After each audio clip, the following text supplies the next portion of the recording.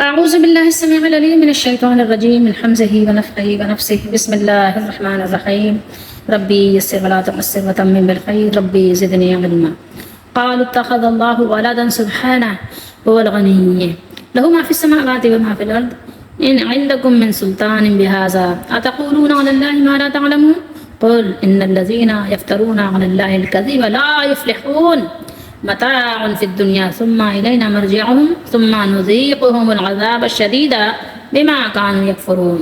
3 آیات مبارکہ ہیں سورہ یونس کی 11واں سپارہ ہے. آیت نمبر 68 سے 70 ہے 68 to 70. انہوں نے کہا، جن لوگوں نے بھی کہا ان کی بات ہو رہی ہے کہ انہوں نے کہا کہ اللہ نے بیٹا بنا لیا، ولد بنا لیا. سبحانہ، وہ پاک ہے. کس چیز سے پاک ہے؟ یہاں بات ہو رہی ولد کی، تو ولد سے پاک ہے، اولاد سے پاک ہے. وہ الغنی، وہ بے پرواہ ہے، یعنی اس کو بیٹا بیٹی کی کوئی حاجت نہیں ہے.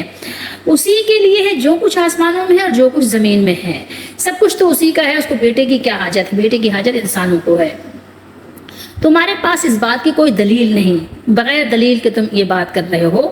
ان عندکم من سلطان بہذا، بہذا جو یہ بات تم کر رہے ہو اس کی کوئی تمہارے پاس دلیل نہیں ہے، برہان نہیں ہے جس کی نسبت تم اللہ کی طرف کر رہے ہو. کیا تم اللہ پر وہ بات کہتے ہو جو تم جانتے نہیں، جس کا تمہیں علم ما لا تعلمون، جس کو تم جانتے ہی نہیں، ایسی باتیں تم کہتے ہو. کہہ دیجئے، کس سے کہہ دیجئے؟ نبی کریم صلی اللہ علیہ وسلم سے خطاب ہے. قل، اس میں انت ضمیر ہے، آپ کہہ دیجئے. بلا شبہ جو لوگ اللہ پر جھوٹ باندھتے ہیں، جو افطرا کرتے ہیں، وہ فلاح نہیں پائیں گے. اگر وہ اسی پر مر گئے بغیر توبہ کے تو وہ فلاح نہیں پائیں گے، کامیاب نہیں ہوں گے، ناکام رہیں گے. دنیا میں فائدہ اٹھانا ہے، یعنی دنیا کی چیزیں جو ہیں نعمتیں ان کو ملیں گی. کیوں؟ دنیا کی چیزیں جو ہے وہ عارضی ہیں اور بہت تھوڑی ہیں، اس لیے بریکٹ میں تھوڑا سا لکھا ہوا ہے، یعنی دنیا کا فائدہ تھوڑا سا ہے. تو دنیا میں تو ان کو ملے گا. یہ بات نہیں کہ دنیا میں اگر آپ کہیں کہ دنیا میں کامیاب نہیں ہوں گے تو نہیں، یہ بات نہیں ہے. دنیا میں ان کو عہدے بھی ملیں گے، بیٹے بھی ملیں گے، ڈگریاں بھی ملیں گی، مال بھی ملے گا، اچھی بیویاں بھی ملیں گی، سب کچھ ملے گا. دنیا میں ملے گا جو ان کے نصیب میں لکھا ہوا ہے. پھر انہیں ہماری ہی طرف لوٹنا ہے، یعنی یہ جب دنیا برتنے کے بعد واپسی ہے تو کدھر ہے؟ اللہ کی طرف ہے. پھر ان کے کفر کرنے کی وجہ سے ہم انہیں شدید عذاب چکھائیں گے.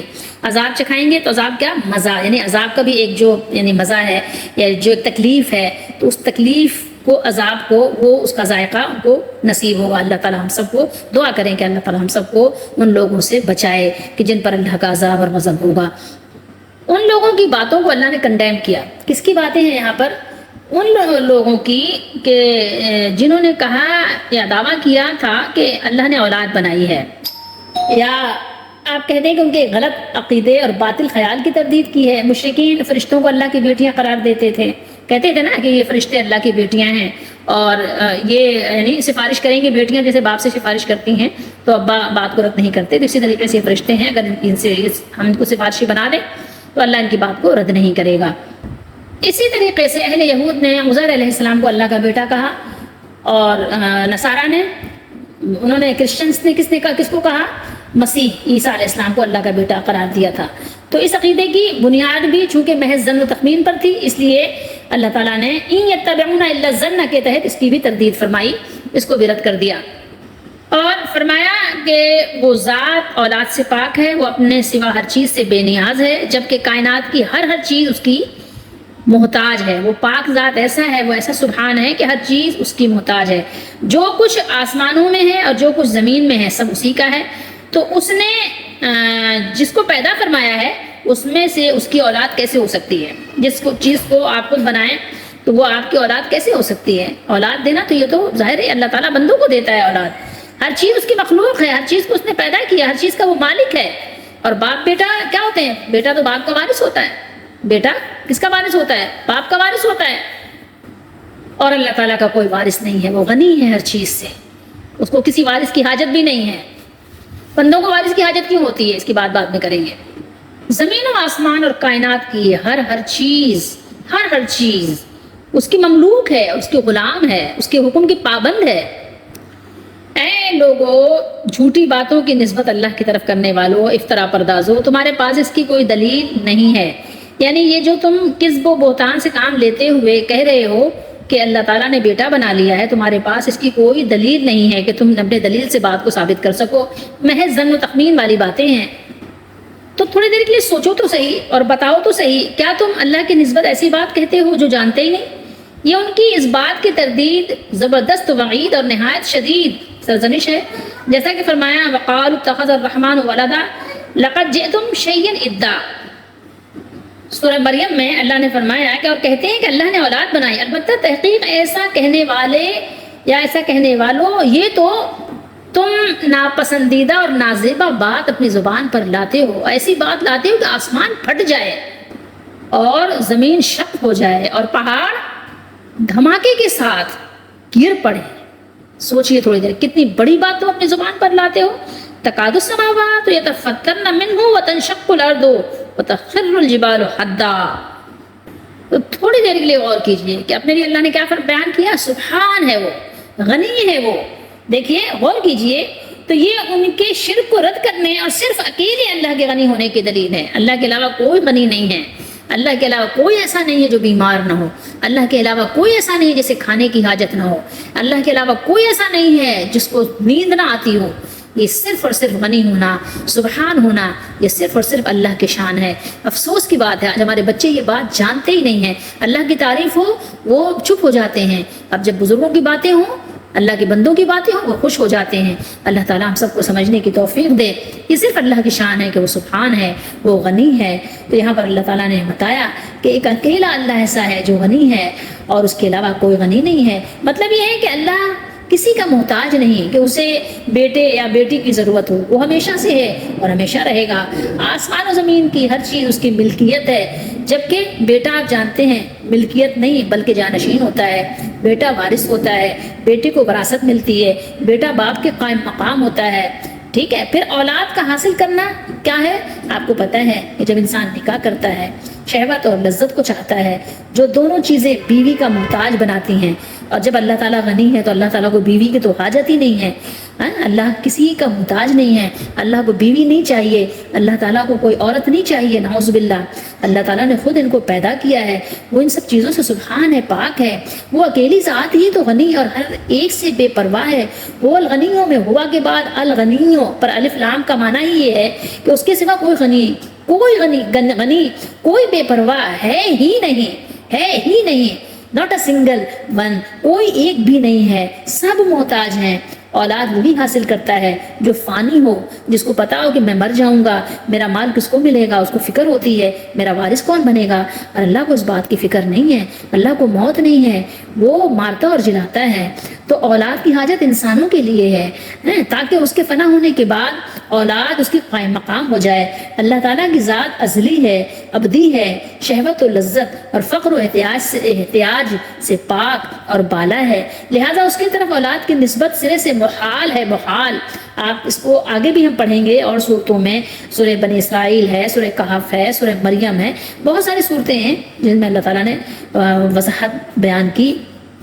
ان عندکم، ایک بات یہاں پر اور بھی قابل غور ہے، یہ سلطان جو ہے دلیل، یہ دلیل اصل میں کس کو کہتے ہیں؟ دلیل وہ ہے جو اللہ کی طرف سے آتی ہے، وہ چاہے اللہ کی کتاب میں ہو یا چاہے وہ اللہ کے رسول صلی اللہ علیہ وسلم بتائیں یا وہ کریں یا وہ حکم دیں۔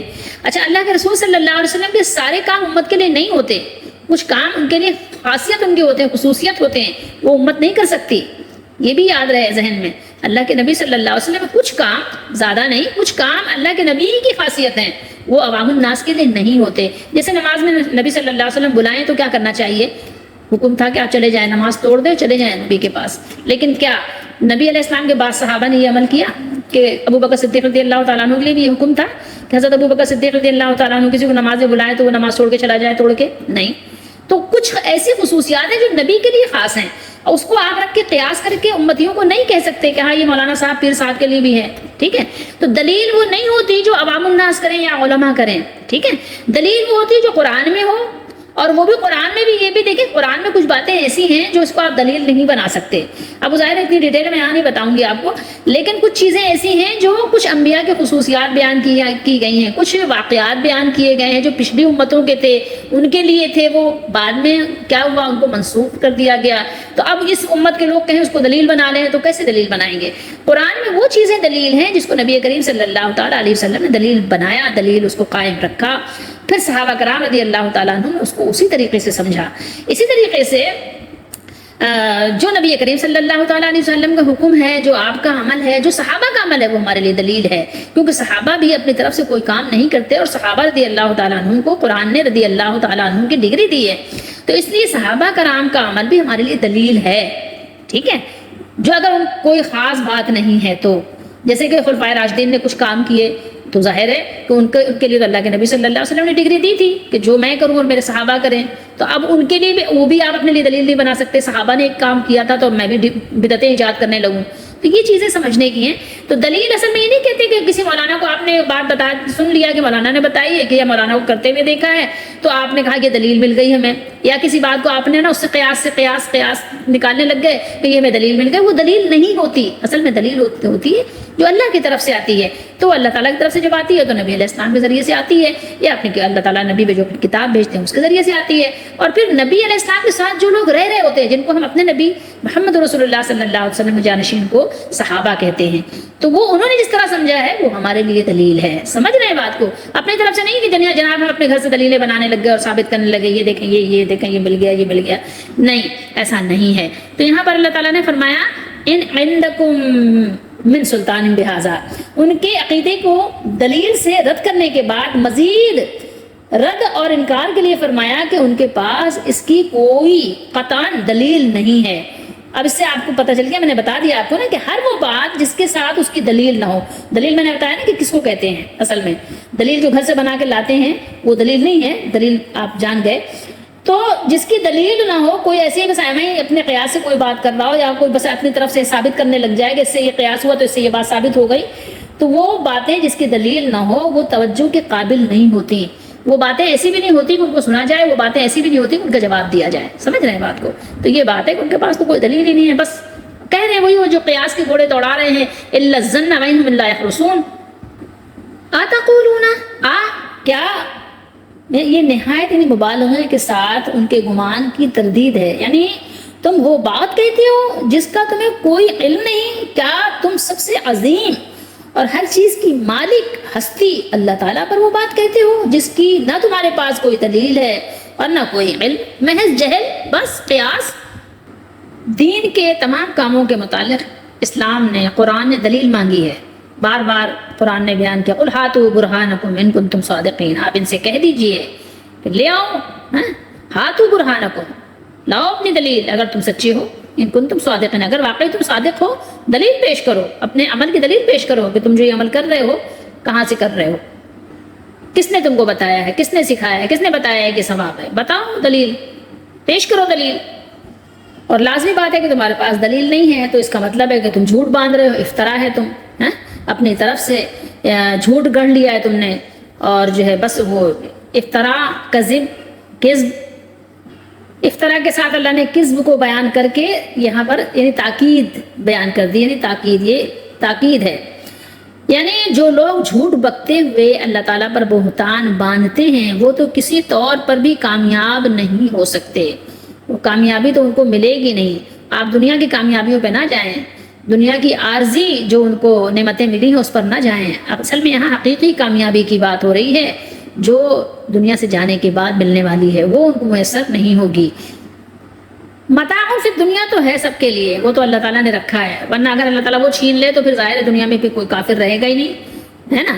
تو بس زیادہ سے زیادہ یہ ہے کہ اللہ پر بہتان باندھ کر دنیا کا تھوڑا سا فائدہ حاصل کر سکتے ہیں۔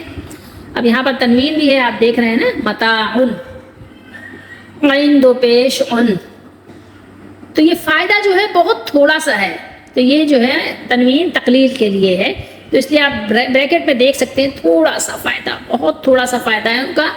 تو کیونکہ اگر آپ کو ساری دنیا بھی مل جائے، ساری دنیا کی بادشاہت بھی مل جائے، ساری دنیا کا سب کچھ مل جائے، آپ نے حاصل بھی کر لیا تو وہ پھر بھی ختم ہونے والی ہے اور آپ بھی ختم ہونے والے ہیں، لہٰذا نہایت کم اور بے وقت ہے یہ، پھر انہیں واپس تو ہمارے ہی پاس آنا ہے۔ جانا کدھر ہے؟ اللہ کے پاس، جہاں سے آئے ہو۔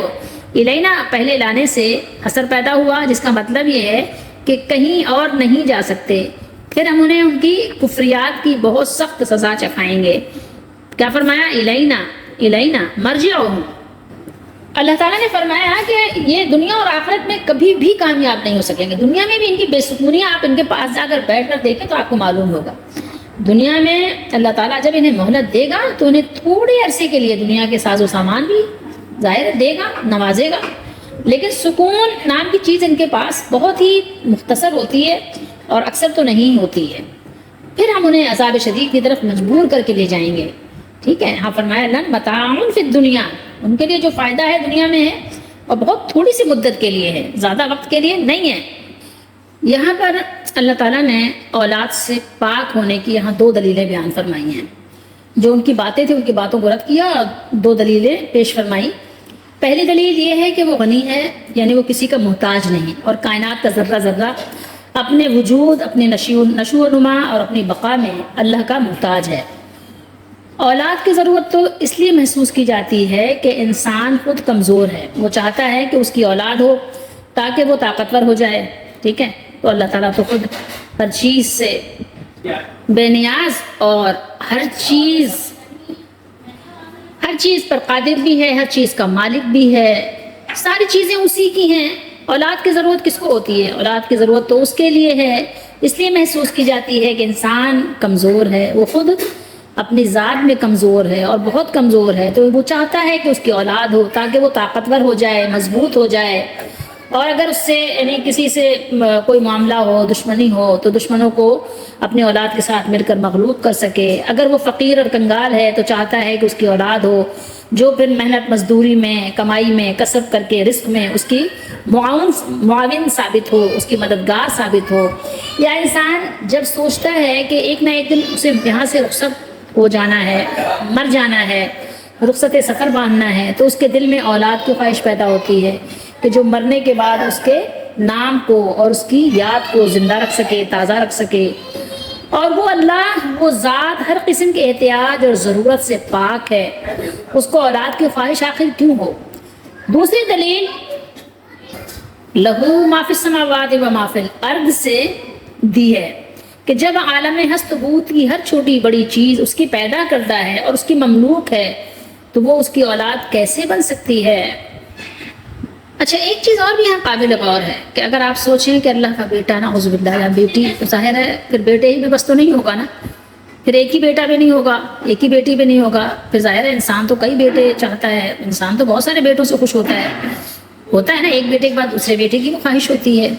اور نعوذ باللہ استغفر اللہ، اس طرح کا اگر عقیدہ رکھیں تو پھر پتہ نہیں، بیٹا، پھر بیٹے کے بعد پھر پوتا، پھر دیکھو سلسلہ نسب چلے گا کہ بیٹے کی بھی خواہش ہوگی کہ میرا بیٹا ہو. تو یہ ساری چیزیں یعنی بیہودہ باتیں ہیں اللہ تعالیٰ کے لیے، جو اللہ نے فرمایا کہ قریب ہے کہ آسمان پھٹ پڑیں اور زمین شق ہو جائے اور پہاڑوں پر لرزہ طاری ہو جائیں، زمین بوس ہو جائیں. تو یہاں پر غور کرنا چاہیے کہ اللہ تعالیٰ سبحان ہے، غنی ہے، وہ ان چیزوں سے پاک ہے جو چیزیں بندوں کے لیے حسن ہیں، وہ اللہ تعالیٰ کے لیے عیب ہیں. انسان کے ہاں بیٹا ہو لوگ مبارکباد دیتے ہیں، بھائی مبارک ہو تمہارا یہاں بیٹا ہوا ہے، لیکن یہ بات اگر اللہ تعالیٰ کی طرف آپ نسبت کریں تو یہ عیب ہے اللہ کے لیے. وہ تو سبحان ہے اس سے. بیٹے کی نسبت ظاہر آپ کو پتہ ہے 100 طرح کے لوازمات کے بعد بیٹا ہوتا ہے، اور اللہ تعالیٰ ان چیزوں سے پاک ہے. اللہ تعالیٰ کی طرف کیسے اس طرح کی نسبت کی جا سکتی ہے؟ جو چیزیں آپ کے لیے، بہت ساری چیزیں ہیں آپ کے لیے مزے کا باعث ہیں، وہ اللہ تعالیٰ کے لیے عیب ہیں. تو بہرحال یہاں پر ہمارے لیے بہت بڑا سبق ہے کہ یہ شان، یہ عظمت، یہ بزرگی صرف اللہ تعالیٰ کے لیے ہے، کسی انسان کے لیے ممکن نہیں ہے. اور انسانوں کو جو بزرگی حاصل ہوتی ہے وہ اللہ تعالیٰ کی فرما برداری کر کے حاصل ہوتی ہے. انسان بزرگ بن جاتا ہے، انسان اللہ تعالیٰ کا مقرب بن جاتا ہے، انسان اللہ کا قرب حاصل کر لیتا ہے، اللہ کا دوست، اللہ کا پسندیدہ، اللہ کا ولی بن جاتا ہے. مگر کیسے؟ اللہ کا فرما بردار بن کر. اور اس فرما برداری میں جو جتنا آگے بڑھ جاتا ہے اتنا ہی زیادہ اللہ کا قرب اس کو مل جاتا ہے. سمجھنے کی بات یہ ہے، ورنہ اللہ تعالیٰ بیوی اور بچوں سے پاک ہے. نہ اللہ کو بیوی کی حاجت، نہ اللہ کو بچوں کی حاجت، نہ اللہ کو بیٹا بیٹی، نہ پوتا پوتی، نہ نواسا نواسی، نہ کوئی کنبہ. اللہ غنی ہے اور تمام عالم سے غنی ہے، تمام عالمین سے غنی ہے، تمام کائنات سے غنی ہے. اللہ تعالیٰ بے نیاز بادشاہ ہے. ہم سب کو اللہ تعالیٰ سمجھنے کی توفیق دے، ہمارے گناہوں کو معاف فرمائے، ہم سب کو سیدھے راستے میں چلنے کی توفیق عطا فرمائے، ہماری دستگیری فرمائے، ہماری رہنمائی فرمائے، ہماری مدد فرمائے، ہمیں سیدھے راستے پہ چلائے. آمین.